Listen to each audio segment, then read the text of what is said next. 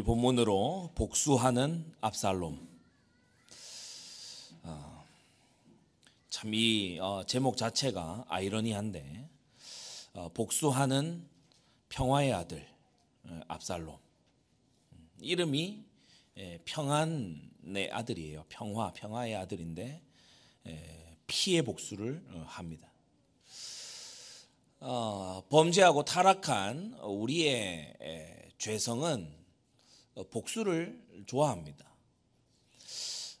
꼭 압살롬처럼 살인하는 복수가 아닐지라도 욕을 욕으로 되받아치고 싶어하고, 손해를 입었으면은 내가 갚아줘야 되고, 무시를 당했으면 나도 그만큼 되돌려줘야 된다. 이런 보복하는 마음, 되갚으려고 안 갚으려는 그러한 마음이 이 죄성을 가진 인간에게는 즐거움이죠. 그걸 증거하는 게 뭡니까? 대부분의 드라마와 영화와 세상에 나온 스토리들에 빠지지 않는 내용이 복수입니다. 알고 보니까 어릴 적 어떤 상처가 있었다.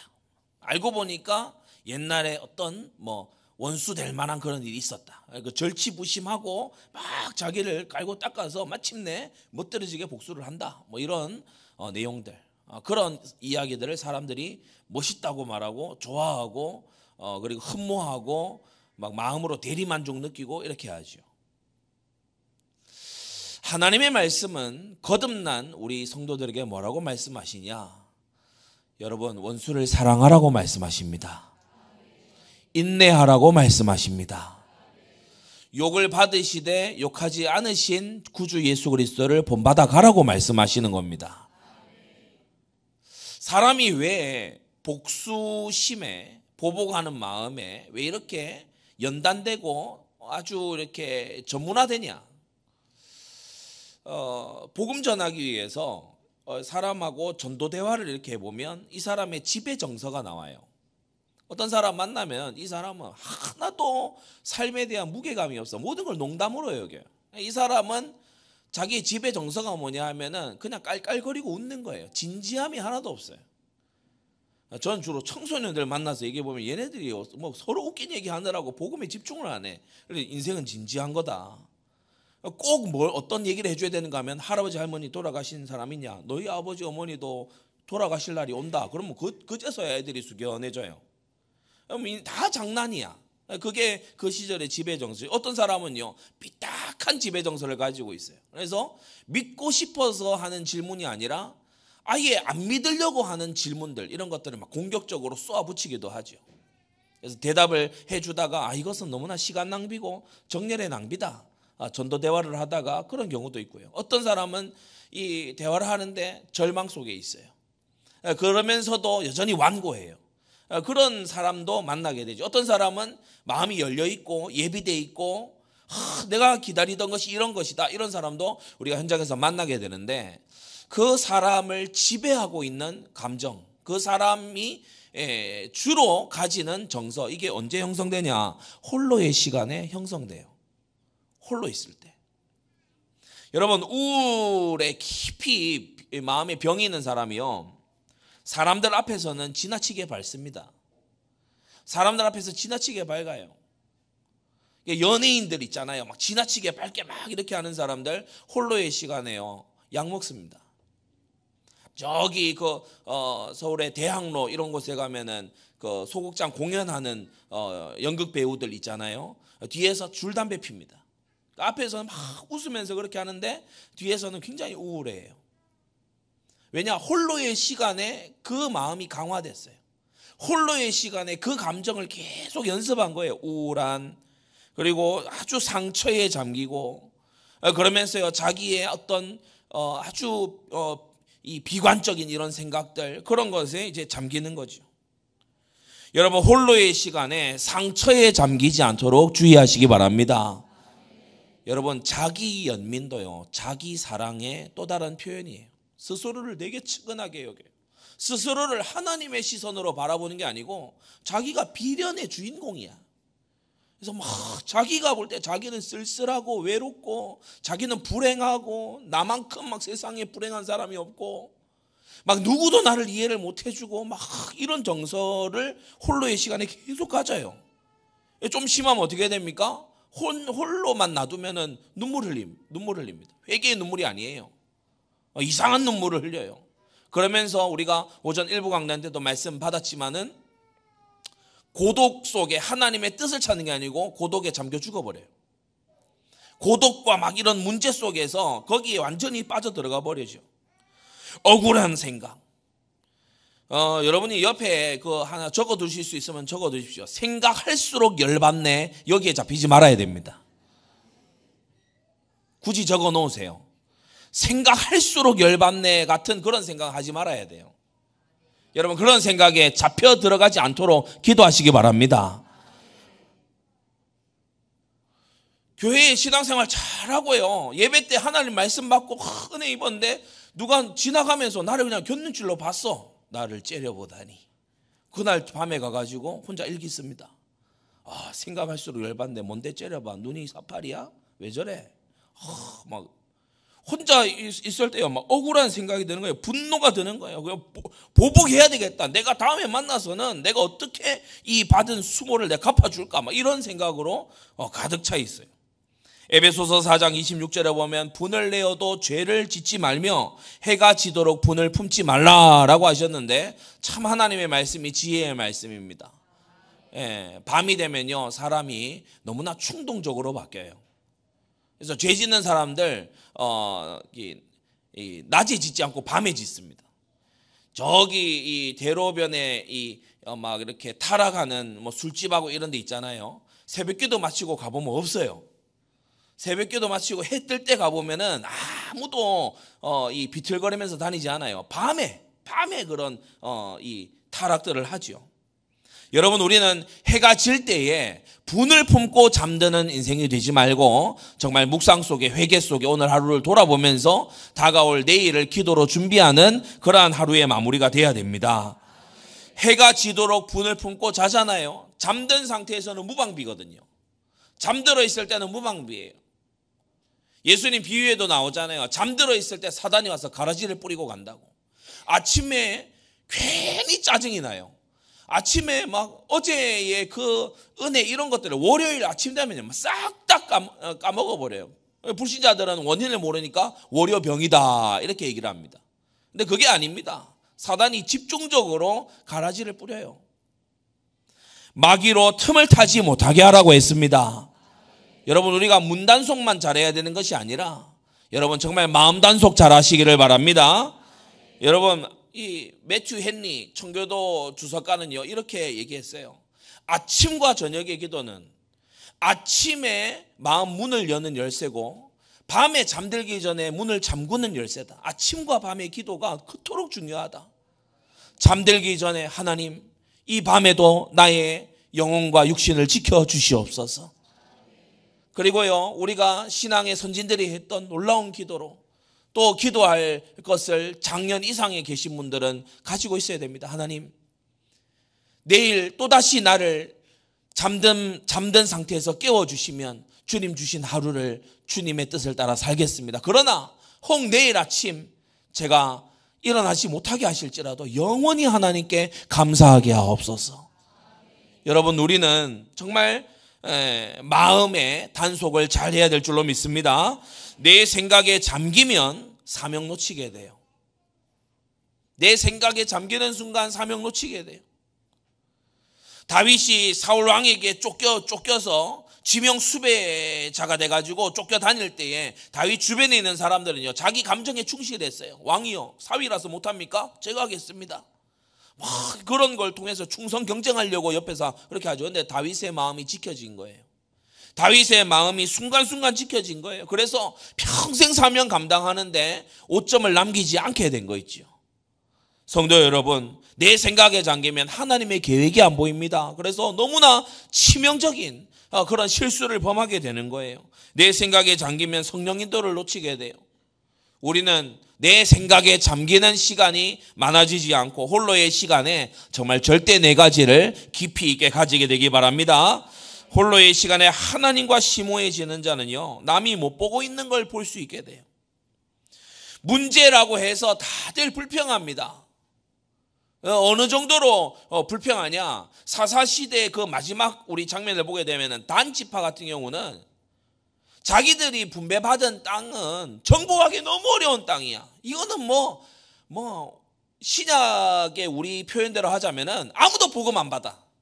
그러니까 아무 정복도 안 돼. 교회도 안 세워지는, 이거는 뭐 완전히 소돔 고모라 같은 그런 땅이고, 단지파가 분배받은 땅이. 그러니까 이 단지파 어떻게 합니까? 사명지 이탈, 새로운 곳을 찾아서 막 그거 가버리잖아요. 그게 사사시대 정서였어요. 야, 해보고 안 되면 떠나라. 뭐 인내도 없고 하나님 앞에 간구하는 이런 것도 없습니다. 해보고 안 되면은 막 다른 길을 찾아 떠나야 되지 않겠냐. 그게요, 사사시대에 흐르는 문화였어요. 그런데 다윗은 그 사사시대의 문제들을 나의 사명으로 찾아낸 겁니다. 여러분, 문제 보고 불평하고 문제 보고 도망치는 자가 아니라 문제 앞에서 사명 발견하는 자 되시기를 바랍니다. 그리고 사명을 올바르게 딱 붙잡게 되면요, 이것이 하나님이 주시는 응답으로 이어지게 돼요. 우리가 계속해서 듣지 않습니까? 종교 혼합 시대를 보고 신정국가라는 사명을 잡았어요. 하나님은 입술에 이런저런 미사 요구에 응답하시는 것이 아니라 하나님은 중심에다 대고 응답하십니다.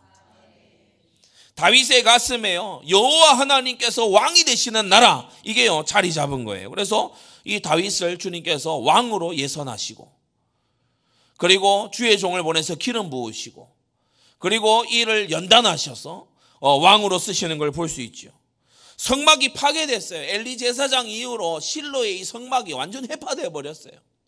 그러니까 백성들이 5대 제사 할 곳이 없어요. 7대 절기 할 곳이 없는 거예요. 막 그런 상황에서 이 다윗은 그 옛날 야곱이 한번 언급했을 뿐 아무도 생각하지 아니한 성전 건축을 최초로 들고 나옵니다. 여러분, 우리는 정말 하나님 역사하실 이유와 하나님 역사하실 그러한 제목으로 우리는 기도 제목 새로 잡아야 됩니다. 그래서 이 팔레스타인 지역의 이 신전들, 산당들 돌이나 나무로 짓거든요. 다윗이 결심한 거예요. 극히 장려하게 할 것이다. 웅장하고 화려하게 할 것이다.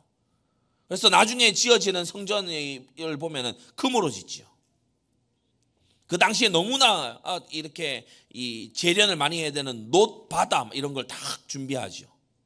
그러면서 건축의 모든 정교한 기술들을 넣어서 다 건축해내는 걸 볼 수 있습니다. 하나님께서 이 일을 해낼 수 있는 재물을 열국으로부터 쏟아부어 주시는 거예요. 사람이 자기 소견에 옳은 대로 행했던 사사시대였잖아요. 그런데 다윗은 하나님 말씀에 통치받는 이스라엘 백성이 되게 하겠다. 그래서 42개의 성읍들, 레위인의 성읍들, 그리고 제사장들, 그 반차를 쫓아서 24반차를 쫓아서 예루살렘을 수직하면서, 그러면서 성전에 봉사하는 이 체계를 딱 세우죠. 이게 성전 지어지기 전에 다윗이 조직 다 만든 거예요. 그렇게 한 겁니다. 어떤 분들은 성전이 지어지고 있는 거를 내가 보면은 내가 이렇게 마음을 들여서 이렇게 성전 다 지어지고 또 하면은 내가 헌신하겠다, 이렇게 자꾸 미루는 분이 있는데, 다윗은요, 삽으로 착공도 하기 전에 다윗은 다 헌신했어요. 그 아들 솔로몬 때에 지은 거 아닙니까? 다윗은 이미 가고 없습니다. 근데 다윗의 들여놓은 헌신을 가지고서 솔로몬 때에 성전을 건축했죠. 여러분, 미루지 말고 하나님 앞에 신속하게 이제는 행하기를 성취하시기를 바랍니다. 홀로의 시간에 복수심에 불타고 있다가 그것을 저지른 인물이 오늘 압살롬이에요. 사실은 이 압살롬 같은 결단력과 실행력을 갖춘 사람이 잘만 깨달으면 굉장히 중요한 좋은 일을 할 수 있는 거죠. 지금 우리 이 자리에는 다 죄인들이 앉아 있습니다. 용감한 죄인들은 다 교도소 들어갔어요. 우리는 뭐냐? 별로 용기 없는 죄인들. 그죠? 미워하는데 죽이려니까 무서워. 막 이렇게 내가 막 욕하고 이렇게 하려고 했는데 속으로 막 궁시렁대기만 해요. 근데 어제도 우리가 중직자 재직 세미나 때 들었지만은 구약에 하나님이 가장 크게 쓰신 인물 모세, 신약에 가장 크게 쓰신 인물 바울, 둘이 공통점이 있어요. 살인자 출신입니다. 그러니까 이 결단과 실행력이 있는 거예요. 이 압살롬이 비슷한 인물이거든요. 여러분, 이게 장자, 이 왕이 계승자를 죽인다고 하는 건요, 이건 보통 이 어떤 강심장이 아니면 할 수 없는 일입니다. 이 자가 만약에 복수심에 불타지 않고 사명감에 불탔다면, 이 다윗의 아들이 그 아비처럼 거룩한 이 열망에 불탔다면 어떻겠습니까? 그러나 이 압살롬은요, 그와 같은 천부적인 성정을 가지고, 천부적인 외모, 성정, 이런 능력, 사람을 끄는 힘, 이런 걸 가지고요, 홀로의 시간에 그만 실패해버렸어요. 사랑하는 성도 여러분, 여러분에게 하나님이 주신 천부적인 은사들, 달란트, 여러분에게 주신 장점들, 그거 가지고 홀로의 시간에 망하는 길을 선택하지 마세요. 좋은 머리를 주셨습니까? 여러분, 기도 제목을 잘 찾고 하나님 말씀을 잘 기억하는 그러한 곳에 쓰여져야 될 줄로 믿습니다. 사람들이 여러분에게 마음을 잘 엽니까? 전도자로, 사역자로 잘 쓰임받아야 될 줄로 믿습니다. 하나님이 여러분에게 재물 얻을 능을 주셨습니까? 타락의 기회로 삼지 말고 하나님 나라와 의를 위해서 살아야 될 줄로 믿습니다. 압살롬은요, 정말 좋은 걸 많이 받은 사람이에요. 그런데 딱 하나, 홀로의 시간에 실패했어요. 홀로의 시간에 그만 실패한 거예요. 그 계기가 언제부터냐? 자신의 누이 다말, 자신의 여동생 다말이 강간당한 사건 이후였어요. 암논에게 강간당한 사건 이후에 압살롬이 찾아와서 말합니다. 우리가 읽은 본문 앞부분 20절에 보면은, 그 오라비 압살롬이 저에게 이르되 내 오라비 암논이 너와 함께 있었느냐? 그러나 저는 내 오라비니 누이야, 시방은 잠잠히 있고 이것으로 인하여 근심하지 말라. 이렇게 말하죠. 시방은, 이 말은 지금은 이 뜻입니다. 지금은 잠잠히 있고 부왕께서 어떤 처분을 내리시겠지. 만약 그게 아니라면 내가 여동생 너의 원수를 내가 갚을 것이니까 너는 나서지 마라. 어떻게 보면 굉장히 의리가 있고 아주 이렇게 든든한 오빠 아닙니까? 그런데 이게 이제 복수로, 피해 복수로 나아가는 거예요. 근심하지 말라 이렇게 말합니다. 무언가 양당 간의 결단을 내겠다는 거죠. 아버지의 처분이 있든지 아니면 나의 칼이 있든지 근심하지 마라. 동생아, 근심하지 마라. 그러면서 이 고엘 제도를 상기시키는 그런 표현이기도 합니다. 만 2년이 흘러갔어요. 야, 이 2년 동안 그 외모와 마음의 강단과 사람을 끄는 능력이 출중했던 이 압살롬, 다윗의 셋째 아들 이 압살롬은 복수의 화신으로 바뀌고 맙니다. 길게 걸리지도 않았어요. 딱 2년. 딱 2년 동안 이 압살롬은 완전히 딴 사람이 돼 있는 거예요. 사람이 의에 서고 거룩에 서기는 너무 어렵지만 죄에 미끄러지기는 이토록 쉬운 것입니다. 부왕 다윗이 암논 징계하기를 기다린 인연이었는데 아무런 처벌이 없으니 시간이 갈수록 생각할수록 열받고 생각할수록 화가 치미는 그러한 인연이었어요. 그러나 겉으로는 전혀 표시내지 않은 암논의 암논하고 마주쳐서 욕을 한다든지 또는 암논에게 눈을 부라린다든지 그런 걸 압살롬이 전혀 하지 않습니다. 이 인물이요, 아주 주도면밀한 인물이에요. 시간 가면서 다윗의 마음에도 이 암논의 마음에도 잊혀져 가지요. 그러나 압살롬은 잊지 못하는 거예요. 압살롬은 그날의 그 수치, 자기의 누이가 당한 그 모멸, 이게 이 압살롬에게는 잊혀지지가 않는 거예요. 부왕 다윗을 향한 적개심으로 이제 암논에게 처음에는 화가 있었지만은 이제 부왕, 아무것도 공의를 실현해 주지 않는 부왕 다윗에 대한 적개심으로 이제 발전해 갑니다. 성도 여러분, 죄는 머물러 있지 않고 번져갑니다. 죄는 머물러 있지 않고 번져가요. 꼭 그렇더라고요. 교회의 어떤 작은 부분에 대해서 막 이게 잘못됐고 저게 잘못됐고 막 이렇게 얘기를 하던 사람이 나중에 가면 교회 전체를 싸잡아서 막 악평하기 시작합니다. 꼭 그 수순을 밟더라고요. 작은 것에 감사하고 하나님 뜻을 찾고 이런 사람은요, 큰 것에서도 하나님 뜻을 찾아요. 여러분, 그래서 작은 허용을 하지 말아야 됩니다. 죄된 감정, 죄된 생각에 작은 허용을 하지 말아야 돼요.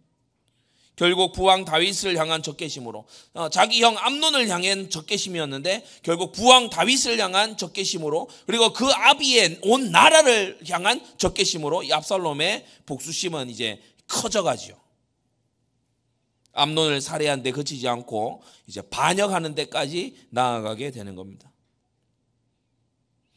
다윗이 범죄한 것대로 그대로 돌려받는 다윗을 우리는 보게 됩니다. 크게 네 가지로 말씀을 정리합니다. 첫째, 압살롬의 분노예요. 여러분, 우리가 분노가 주된 정서가 되지 않도록 또 주의하십시오. 분노가 주된 정서로 자리 잡은 사람은요, 어디 식당에서 맛있는 음식을 먹었어요. 그런데 분노합니다. 뭘 분노하냐? 내가 여길 왜 이제 왔냐? 그래가지고 분노합니다. 희한하죠? 분노가 특기예요. 모든 걸 분노와 연결해. 모든 걸 분노와 연결해요. 이런 어떤 사람을 만나서 너무 반갑잖아요. 오랜만에 만나 반갑다 이러면 될 거 아닙니까? 왜 이렇게 오랜만이냐? 분노해요.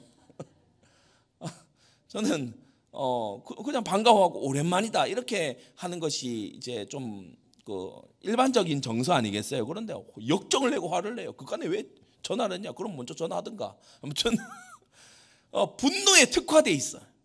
그런 경우가 있다는 겁니다. 왜 그렇다 그랬죠? 서론에 그걸 계속 하니까 발전되는 거예요. 홀로의 시간에 그걸 계속 하니까 발전되는 거예요. 우리는 오늘 1, 2부 강단 말씀 통해서요, 여러분 평소에 범사에 감사를 훈련하세요. 감사를 훈련하세요. 감사를 계속 훈련하는 사람은요, 그 어떤 문제 속에서도 감사를 찾아냅니다. 여러분, 그런 감사에 전문화된 우리 성도님들 되시기를 바랍니다. 압살롬이 분노해요. 집에만 가면은 이 누이가 압살롬 집에 와 있거든요. 집에만 가면 분노가 치밀어요. 암논이 떠오르는 거 있죠. 내 누이 다말의 일생을 망가뜨렸다. 그런데 버젓이 잘 살고 있다. 왕자 노릇하고 있고 자기 왕으로 준비되고 있구나. 가해자는 잊어버리고 피해자는 잊지 못한다. 그래가지고 우리 나라 일각에서도 잊지 않겠습니다. 피해당한 당사자가 이제 나서서 이제 다 마무리하자 그랬는데 아니다. 옆에서 결코 잊지 않겠습니다. 그런 경우 있잖아요. 실제 당사자들 중에 다수는 특정 우리 사회의 어떤 재난과 참사나 이런 것들을 제가 따로 언급을 하긴 그렇지만은 당사자들 중에 다수는 그걸 그냥 수용하고 끌어안고 넘어가려고 하는데 주변에서 난리예요. 주변에서 잊지 않아야 된다. 특별법을 제정해야 된다. 그리고 반드시 원인을 규명해야 된다. 그러면 10수년 넘게 원인 규명하자 그러는데 원인 규명 아직도 안 됐어요. 계속 그 논조로 밀고 붙이는 거예요. 사회의 분노의 원동력으로 삼으려고. 분노의 어떤 이 재료로 삼으려고. 이게 지금요, 압살롬을 완전 사로잡은 겁니다. 가해자는 잘 살고 지금 피해를 입은 내 누이는 완전히 비참해져 있는, 그게 지금 압살롬에게 완전히 하루 온종일의 정서가 돼 있어요. 24가 돼 있어요. 분노로 24가 돼 있어요. 이것은 시작이 어디였죠? 바로 암논이 다말을 심히 미워한 것처럼 압살롬도 이 암논을 심히 미워하는 이와 같은 이제 정서의 전염이었어요. 두 번째, 압살롬이 다윗을 보면서도 분노합니다. 그 어떤 처벌도 하지 않고 징계도 내리지 않았어요. 싸고 도는 것으로 보일 수밖에 없지요. 다윗의 입장에서는 이걸 징계하려고 하게 되면은 다윗 자신의 책임이 막중히 커집니다. 다말을 그리로 보낸 게 자기 자신이잖아요. 그러면서 집안의 수치스러운 일이기도 하고, 다윗은 어떻게 보면은 이것을 쉬쉬하고 넘어가는 것이 유익하다라고 생각했을지도 몰라요. 그러나 그 안에서 압살롬은 전혀 다른 생각을 하고 있었죠. 다윗이 공식적인 징계를 하지 않는 통에 다말은 더럽혀진 여자로 낙인 찍혔어요. 다말은 그 왜 오라비 집에 그렇게 가 있대? 사람들이 수군거립니다. 글쎄 말이야, 이런 일이 있었어. 암논 집에 종들이 수군거립니다. 이 계집을 끌어내라 해서 우리가 끌어냈잖아. 무슨 짓을 했길래 그렇게 왕자, 첫째 왕자 그렇게 화를 냈대? 이상한 짓을 했겠지. 사람들의 억측과 이런 여러 가지 루머들, 이런 것들이 이 다말을 향해요. 그래서 너무 부당하게 느끼고 억울하고 그런 거예요. 이 압살롬이 옆에서 봤을 때 다말을 아끼는 만큼 분노하는 거예요. 만일 공적인 징계가 있었다면 압살롬의 분이 풀렸을지 모릅니다. 그러나 다윗은 중요합니다. 자기 자신은 하나님께 징계를 받아서 고쳐지고 있으면서 자기의 아들은 징계하지 않는 굉장히 이상한 모습을 보이죠. 이게요, 삐뚤어진 부정입니다. 삐뚤어진 아비의 사랑이에요. 여러분, 자식을 사랑한다면 근실히 징계해야 됩니다. 잠언 말씀에 나와 있죠. 자식을 사랑하면 근실히 징계해야 된다. 체근하고 바른 길을 알리고 틀린 길 가지 않도록 해야 되고, 잘못을 범했을 때 꾸지람을 하고 그렇게 해야 되는 것이지, 무조건 침묵하고 넘어가주고 그리고 봐주고 이렇게 잘못을 해도 눈 감고, 그건요 올바르게 사랑하는 게 아니에요. 왜 그렇죠? 하나님이 다윗을 그렇게 사랑하신 적이 없어요. 다윗이 잘못했을 때 하나님이 그냥 넘어가주고 그렇게 하신 하나님이 아니잖아요. 그런데 이 다윗이 하나님의 통치와 하나님의 징계를 지금 예고도 받고 지금 일어나고 있는 중인데, 자기의 자식에게는 하나님이 자신에게 한 것처럼 하지를 않아요. 2년 동안 아무 벌도 내리지 않았어요. 이게 이제 압살롬에게는 분노 폭발의 이유가 되는 겁니다. 두 번째, 그러면서도 이 압살롬은 주도 면밀한 인물이기 때문에 철저하게 감췄어요. 사람이 그렇습니다. 막 이렇게 욱하고 이런 사람은 큰 사고를 안 치더라고요. 욱하고 막 이렇게 그러면 안 되지만은 막 이렇게 한 번씩 화도 내고 이런 사람은 큰 어떤 거를 안 해요. 근데 이 압살롬은요, 평소와 다를 것 없이 위장한 얼굴로 2년을 그냥 지냅니다. 마치 누가 보면은 아무 분노가 없는 것처럼 그렇게 사람들 앞에서 자기를 감추면서 이제 속으로는 살인자로, 악마로 변해가고 있었죠. 아주 용의주도한 인물입니다. 전혀 내색하지 않았어요. 표시내지 않았죠. 보복할 완벽한 기회를 만들기 위해서 이렇게 용의주도한 사람들이 때때로 있습니다. 야, 저 사람 괜찮은 거 맞아? 처음에 봤는데 전혀 괜찮은 것 같은 거예요. 지나갔는데 나중에 가니까 수년이 흘렀는데 그걸 완전히 잊지 않고 있었던 거예요. 그런 인물들이 있죠. 여러분, 하나님 말씀을 우리가 이렇게 받는다면 참 선한 열매가 맺혀질 건데, 그죠? 주 앞에 드렸던 맹세, 하나님께 받은 말씀, 은혜, 이걸요 수년이 지나가도 잊지 아니하고 다 그걸 붙잡고 있는 그런 마음이라면 얼마나 축복된 마음이겠습니까? 그런데 압살롬이 하필이면 은혜를 잡은 게 아니고 분노를 잡고 이렇게 가버렸어요. 그는 사로잡히기 시작했습니다. 상처를 품고 하다가 살인자와 악마로 이제 변해가는 압살롬입니다. 아버지 앞에 가서 천사의 얼굴을 하고 잔치를 말하지요. 그러나 뒤로는 흉계를 꾸미고 있는 이 거짓의 아비 마귀를 닮은 그러한 인물로 바뀌어 갑니다. 우리가 이 압살롬이 하는 행동을 볼 때, 거짓과 살인 이걸 볼 때요, 이 사람이 완전 사단에게 장악됐구나. 이게 그냥 사람이 할 수 있는 일이 아니구나. 그걸 알게 되죠. 마귀에게 틈을 열어줬더니, 분노를 품고 밤을 맞이하면서 그것이 지배적인 감정으로 자리 잡도록 사단에게 틈을 열어줬더니 이 유능하고 뛰어나고 주도 면밀했던 이 지혜로웠던 이 압살롬이 사탄의 두드러진 일꾼이 되는 걸 볼 수 있습니다. 큰 세 번째, 이 압살롬이 다윗에게 나아가서 집요하게 요청해요. 4번이나. 사람이 무언가 고집하고 아주 집요하게 무언가를 요구할 때는 거기에 뭔가 이유가 있는 거죠. 뭔가 이유가 있는 겁니다. 교회에 어떤 일을 할 때에 이걸요, 이 계약을 이 대상하고 꼭 해야 된다는 거예요. 그래가지고 막 다 준비했다는 거예요. 막 꼭 이 대상하고 뭐 이걸 파는 또는 이것을 사는 어떤 계약을 꼭 해야 된다는 거예요. 그럼 다른 길도 있지 않을까? 기도해 봅시다. 그러니까 이거 말고 없다는 거예요. 이걸 꼭 해야 된다는 거예요. 뭐 다른 꿍꿍이가 있어서 그렇습니다. 뭐 뒷돈 받을 게 있든지 아니면은 뭐 다른 어떤 것이 있어서 그래요. 이 압살롬이 다른 꿍꿍이가 있었죠. 그래서 내 차례나 될 때까지 집요하게 물고 늘어지는 걸 보게 됩니다. 성도 여러분, 우리는요, 고집스러운 사람이 되지도 말아야 되지만 고집스러운 사람, 내 뜻을 완전히 계속해서 집요하게 주장하는 사람, 여러분 조심하시기 바랍니다. 하나님의 인도가 나타나기를 기다려야 돼요. 여러분 교회에서 특히나 그렇습니다. 하나님의 인도가 나타나기를, 여러분 주의 종을 통하여 보이시는 하나님의 인도가 나타나기를 기다리시기 바랍니다. 왜 굳이 뭐 그런 계약이나 그런 어떤 일감이나 이런 거를 왜 고집해요? 뭐 다른 이유가 있는 거 아니에요? 굉장히 의심될 법한 행동입니다. 그렇게 고집하는 거는.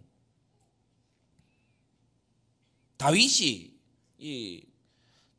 아주 경험 많은 이 다윗이 볼 때에도 지금 압살롬의 행동이 좀 약간 이상한 거예요. 그래서 이 다윗도 보면 망설입니다. 그죠? 처음 다윗에 요청했을 때 그리할 것 없다. 근데 또 이제 요청을 또 하잖아요. 보십시다. 청컨대 왕과 왕의 신하들과 함께 참석해 달라. 다윗이 우리가 갈 것 없다. 누를 끼칠까 하노라. 사람들이 많이 가면 잔치 비용이 늘잖아요. 그러니까 다윗이 자신이 간다 그러면은 이 신하들이 다 따라오거든요. 신하들의 목동들 다 따라오거든요. 그러면 이게 잔치 비용이 너무 많이 들지 않냐? 누를 끼치게 될 거니까 내가 갈 것 없다. 그럼 알겠습니다. 이러면 되잖아요. 그런데 또 간청합니다. 그래도 아버지 와주십시오. 부왕이시여 와주십시오. 내가 복을 빌어주겠다. 성공적인 잔치가 되도록 내가 복을 빌어주겠다. 그럼 여기서 이제 감사합니다 하고 하면 되는데 이제 마음에 숨겨뒀던 것을 이제 얘기하지요. 다윗이 거절 못하도록. 청컨대 왕 대신, 그럼 왕이 못 오시면 왕 대신에 장자인 암논 형을 보내주십시오. 다윗이 생각할 때 그거 얘기하지 않습니까? 그가 너와 함께 갈 것이 무엇이냐? 우리가 암논의 평소 행적을 볼 때 암논은요, 목축에 별로 관심 없는 인물입니다. 뭐 장막에 들어 누워 있고 이러잖아요. 그러니까 목축에 별로 관심 없는 인물입니다. 그 암논이 같이 갈 이유가 뭐지? 약간의 위기감을 느낀 거죠. 그런데 간청합니다. 꼭 보내달라고 간청합니다. 다윗이 두 번째 승낙합니다. 딱히 거절할 구실이 없잖아요. 자기도 이미 거절했는데 뭐 그러면 형도 가지 마라 이러면 압살롬한테 너무 쌀쌀 맞은 것 같잖아요. 그런 인정을 이 압살롬이 이용하는 거죠. 여러분 지나온 2년 동안 압살롬은 이것만 생각한 사람입니다. 그러니까 이 다윗의 반응, 다윗의 어떤 이 돌아올 대답, 이거 전부 다 이 압살롬의 머릿속에 들어있는 거예요. 다른 왕자들도 다 와달라 이러니까 이제 경계심이 좀 사그라들겠죠. 압살롬은 그 아버지 다윗을 철저히 속이면서, 다윗이 우리아를 철저히 속인 것처럼 압살롬은 그 아비 다윗을 철저히 속이면서, 그 이전 본문에서 다윗이 우리아를 완전히 속여버리지 않습니까?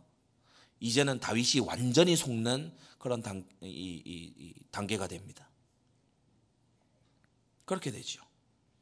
큰 네 번째, 이 압살롬의 살인은 우발적이거나 또는 피치 못할 그러한 살인이 아니라 계획된 고범죄 성격의 살인이었어요. 암논이 오기 전에 이미 종들에게 다 명령해 둔 상태였습니다. 술에 취하거든 저를 죽여라. 왕자를 어떻게 죽이겠냐. 그런 거 두려워하지 마라. 내가 너에게 명한 게 아니냐. 마음을 담대히 해라. 그러면서요, 이들에게 막 힘을 주면서 살인하라는 거예요. 여러분, 그 전에 이 자기의 가병들에게 얼마나 정신교육을, 자기의 분노를 심었겠습니까? 그렇죠. 그런 사전 작업 없이, 사전에 그런 어떤 정신교육 이런 거 없이 갑자기 칼 쥐어주면서 야, 장자 다윗의 첫째 아들 왕자 가서 찔러 죽여. 그러면요, 누가 가서 하겠어요? 그러니까 자기 같은 인간으로 딱 만들어 놓은 거 준비를 한 거예요. 저 암논은 죽어야 되는 인간이다. 그렇게 딱 가지도록 이 세뇌를 시킨 거죠. 그렇게 해서 준비를 한 거예요. 압살롬은 왕이 열어주는 잔치다 이런 명분을 가지고서 아버지가 축복하셨다 이런 잔치로 왕자들을 다 초대했고 극진히 대접했고 막 술을 진탕 먹여서 암논이 자기를 방어할 수 없게끔 만들어가지고 그래 죽여버렸어요. 이는 다윗이 다른 이의 칼, 특히 암몬 백성의 손을 빌어서 이 우리아를 죽인 것과 마찬가지입니다. 굉장히 간교한. 그러니까 암논이 제정신일 때 암논 앞에 가서 너의 죄가 이러하다. 뭐 예를 들어 뭐 주께서 너를 심판하시리라 이런 공의의 어떤 그런 것이 아니에요. 술 먹여놓고 무방비로 만들어놓고 그리고 기습해서 죽여버린 거예요. 얼마나 치사한 방법입니까? 두 번째, 이런 살인은 아무리 내가 정당한 복수를 했다, 뭐 공의가 없으니까 내가 복수한 거 아니냐라고 하더라도 이것은 정당한 행위가 결코 될 수 없지요. 강간죄는 율법에 따르면 죽어 마땅한 죄악이 맞습니다. 다윗도 죽어야 되는 거고 암논도 죽어야 되는 죄가 맞습니다. 그러나 이런 식의 죽음은 아니에요. 이런 식의 죽음은 아니에요. 성도 여러분, 오늘 이 강단 말씀 들으면서 여러분이요 꼭 명심하셔야 될 게 있습니다. 어떤 사람이 죄를 범하고 세상은요 그런 걸 가지고서 이런 말 저런 말하고 구설수에 올리고 욕하고 비판하고 그리고 막 재단하고 인격 살인하고 별짓을 다 할 수가 있습니다. 그러나 우리는 하나님이 심판자이신 것을 믿습니다. 성도님들은 심판자 자리에 서지 마세요. 우리는 율법의 입법자도 아니고 심판자도 아닙니다. 내가 순종하면 되는 일이에요. 내 불순종을 가지고 애통하고 회개하기도 바빠요. 여러분, 심판자 노릇하려고 하지 마세요. 교회에 이런저런 어려움이 왜 생기냐? 너도 나도 심판자 되려고 나서요. 특히나 목회자를 막 보면서요 막 판단합니다. 이런저런 말을 합니다. 여러분, 그런 쓰잘데기 없는 짓 하지 말고 여러분, 내가 순종하고 내가 하나님 앞에 행할 바를 하세요. 왜 율법의 심판자가 되려고 합니까? 하나님이 살아계시고 하나님이 판단하고 계시는데 원수 갚는 것이 내게 있으니 너희는 원수를 사랑하라고 하셨습니다.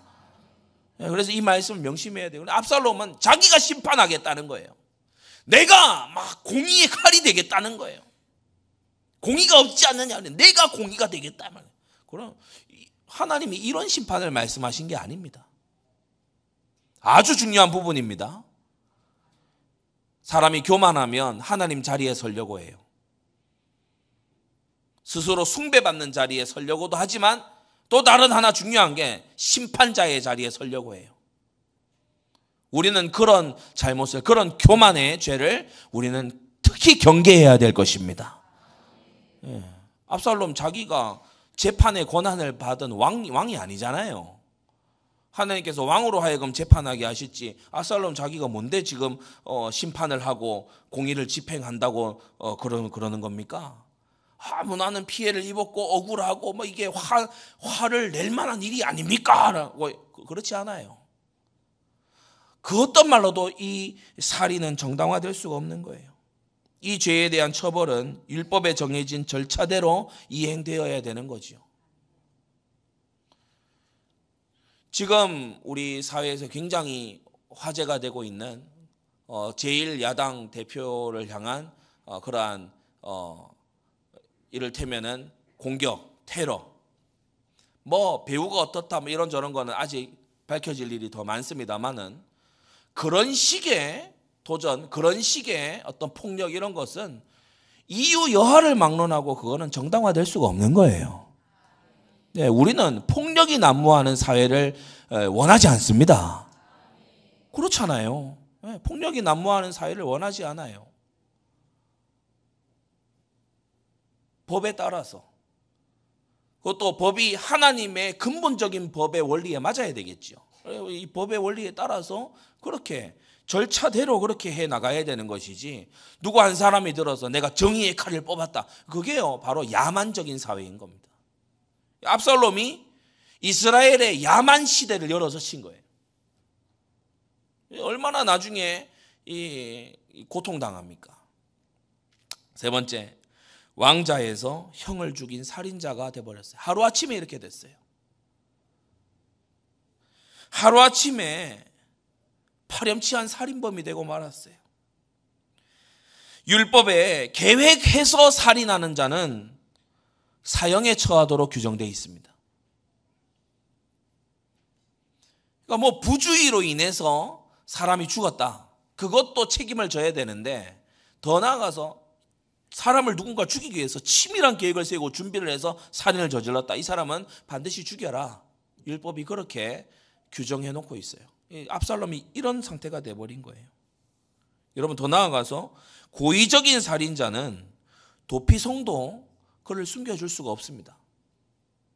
도피성에 들어가는 자는 부지 중에 살인한 자, 그가 도피성으로 도망해서 사적인 복수를 피할 수 있게 해준 거지, 고의적인 살인자는요 도피성에 와도 쫓아내요. 가라고 해요. 고의적인 살인자는 설령 도피성에 들어왔더라도 도피성에서 내쫓습니다. 그게 하나님 말씀이에요. 이걸 뭘 의미하는 겁니까? 하나님의 거룩한 구원의 은혜, 하나님의 거룩한 구원의 공동체인 교회, 여기에 은혜로부터 단절된다는 거예요. 끊어진다는 거예요. 사람이 고범죄에 빠지면 회개를 못하고, 회개를 안 하면 더욱더 악해지고, 그렇게 스스로 교회로부터 점점 이탈이 되는 겁니다. 그러므로 그는 자신의 외할아버지 거수랑 달매에게로 도망쳤지요. 언약 없는 땅입니다. 예배 없는 땅이고, 다른 나라로 이제 도피를 한 거죠. 이어지는 이 압살롬의 이제 반역은 이 다음 장에서 이제 본격적으로 시작이 됩니다. 결론입니다. 여러분, 오늘의 교훈, 홀로의 시간에 여러분 사단으로 틈타지 못하게 하십시오. 특히 오늘의 주된 부분, 분노에 사로잡히지 마세요. 억울한 마음, 적개심, 복수심, 이런 것에 사로잡히지 말아야 돼요. 압살롬은 홀로의 시간에 패배하고 형을 죽인 살인자가 됐어요. 홀로의 시간. 홀로의 시간에 복음, 말씀, 기도, 사명을 정말 즐거워하고 가까이하고 누리는 그러한 성도님들 되시기를 예수님의 이름으로 축원합니다. 기도하겠습니다. 거룩하신 아버지 하나님, 오늘 복수하는 압살롬이 홀로의 시간에 어느 만큼 분노에 장악되어 있었는지, 그가 단 2년이라는 시간 만에 왕자에서 계획 살인자로 바뀌는 것을 보며 우리의 마음에 큰 경계를 삼도록 역사하여 주시옵소서. 홀로 있는 그 시간에 우리는 사단으로 틈을 타지 못하게 하며 절대 네 가지가 우리에게 뿌리 내릴 수 있도록 기쁨과 감사와 하나님 앞에 사명감을 새로 다지는 그러한 홀로의 시간들이 될 수 있도록 역사하여 주시옵소서. 예수 그리스도의 이름으로 기도드리옵나이다. 아멘.